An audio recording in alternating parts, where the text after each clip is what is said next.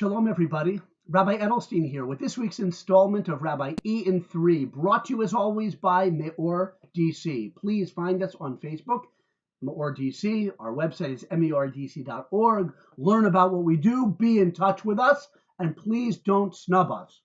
Because, getting snubbed or ignored or insulted or dissed, if that's the word, leads to many negative emotions. And as human beings, when we get snubbed, we might think badly of someone, take revenge, hold grudges.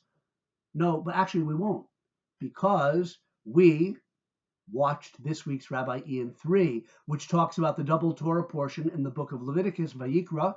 The two portions are Achrei Mos and Kedoshim. And in the second of those two Torah portions, Kedoshim, it specifically tells us not to follow those destructive paths in dealing with snubs or perceived snubs. Let me explain. And this is mostly in chapter 19 of the book of Leviticus, the very heart, if you will, the ethical heart of the Torah. So many interpersonal commandments crammed, so to speak.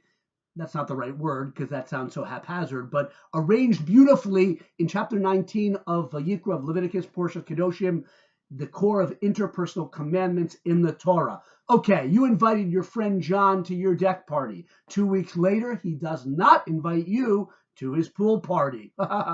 That jerk, I knew he was always against me. Right away, I know that's what he was trying to diss me, insult me. I'll say bad things about him, or maybe I won't do that, but I'll certainly hold a grudge. Maybe I'll even get back at him sometime. Wrong, wrong, and wrong again. In Kedoshim, it explains exactly what to do with an apparent or perceived snub.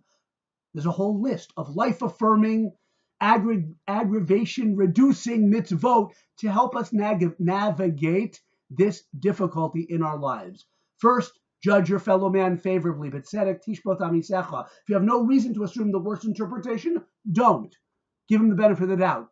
John thought I was going on a business trip because I did mention I might go on a business trip, then I didn't give someone the benefit of the doubt. There are details, but we don't have time for details now. The spirit is what we want to go after. Let's say you're not able to do that.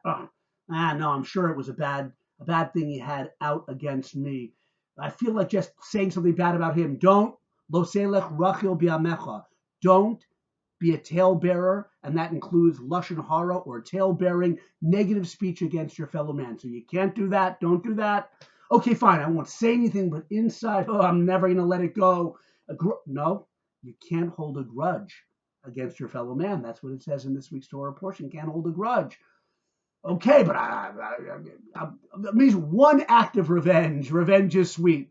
Can't take revenge. Lo sikrim lo sitor. Don't take revenge. Don't hold a grudge. Then what am I supposed to do? I'll tell you what you're supposed to do. Actually, Hashem in the Torah will tell you what you're supposed to do. Hocheach tochiach es amisecha. A very beautiful commandment to rebuke your fellow man, which the commentators mean to lay out or to confront in a menschlich, in a polite and a respectful way, not in a harsh or condemning way, to lay out to him, I feel wrong. John, why didn't you invite me to your deck party? It gives them the chance to say, whoa, I forgot about you. Or to say, I was wrong, and then enable them to do tshuva. Or they can, in the worst case scenario, they'll show their stripes as not such a nice person, whatever. That's called tochacha, rebuke. Really, it means kind of laying your cards on the table, being open about your feeling of being insulted.